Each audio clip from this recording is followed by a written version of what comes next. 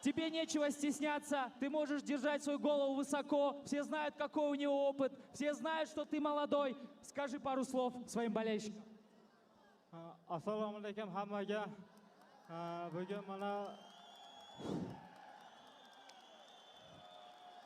Bugun bugun bizlar shuncha insonlar kuzatib kelib tomosha qilib turibdi. Hammalarga rahmat. Mana shu bizning O'zbekiston qo'llab-quvvatlab turganlaringga shunchalik bizlarni ichki ishlar MMA federatsiya akalarga ham rahmat. Aziz akalarga jon arzon bo'lsin.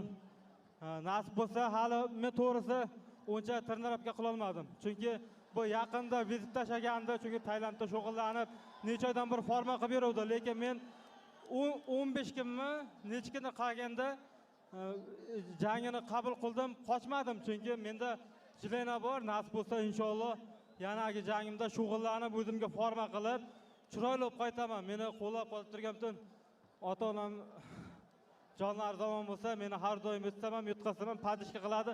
Sizlar ham ayni o'zim hammamiz o'zbekmiz, bir-birlarimizni yutqazish, yutish Allohdan.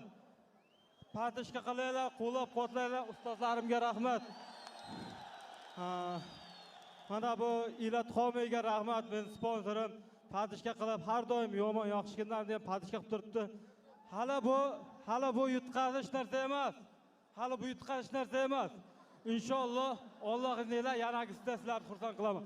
Barchalarga rahmat. И проходим к следующему бою.